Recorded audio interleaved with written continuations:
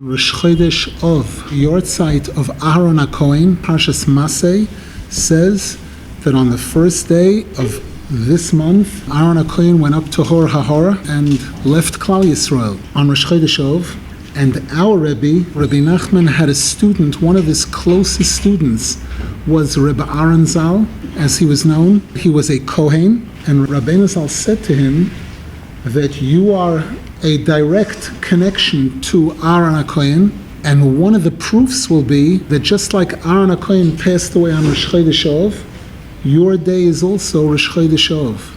This is something extraordinary because the Gemara tells us that David HaMelech asked Hashem to let him know the day that he was going to pass away, and Hashem said a person can't have that information. And Rabbeinu Zal made this information available to this one student, and therefore he had a custom at the end of Rosh Chodesh of, the night after Rosh Chodesh of, he would make a Suda for the family to celebrate the fact that he knew he had another year to live. There's a Sefer Tovos Zichronos, Good Memories. It's written by Rabbi Avraham Sternhartz, a great-grandson of Rabbi Nasan Zal. He's known as Rabbi Avraham Sternhartz or Rabbi Avraham Kochov Lev. And in it he documents stories that he heard from his grandfather, Reb Nachman Shirin Zal, and from his other grandfather, his great-grandfather, Reb Nasan Zal's children and grandchildren. He was very close to all of them. That's one of the special Sfarim that has a lot of inside story of things in Breslov. This Sefer Tovos Zichronos. Rav Aharon Zal's father was a posek in the city of Kherson, a city in Ukraine at that time, a respected and loved posek. His son rose to such a level of knowledge that the father, in some cases, would ask the son to preside over certain cases, certain din Torahs, to bring about compromises. Two people come to court, each one is angry at the other one, unfortunately, usually, and each one feels he's 100% right.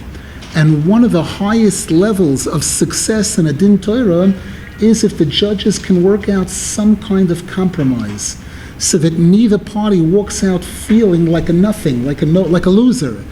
When Rabbeinu Zal moved to Breslov, and they needed a Rav, a posek for the city of Breslov, Rabbeinu Zal had obviously invested tremendous tefillah, begging Hashem that the city that his students would be known for, Breslov Hasidim, should have a proper Rav, a proper posek.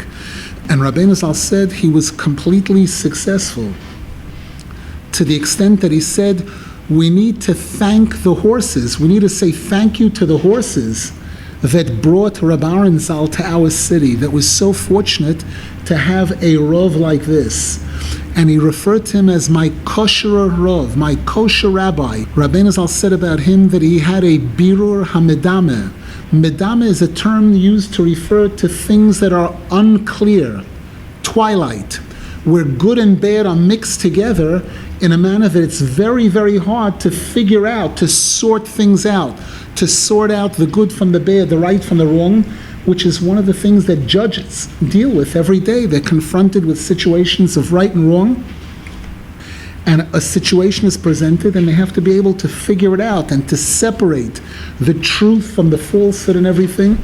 Rabbeinu Zal said about this, Rav Aharon Zal, that he was privileged to have a birur hamedame, a real clarity, a complete clarity in all of this medame, to be able to really be able to see through the gray and sort out right from wrong, good from bad. Rabbeinu Zal said to him also, as an expression of love, that when Mashiach comes, I'm going to bring him to you on a tray.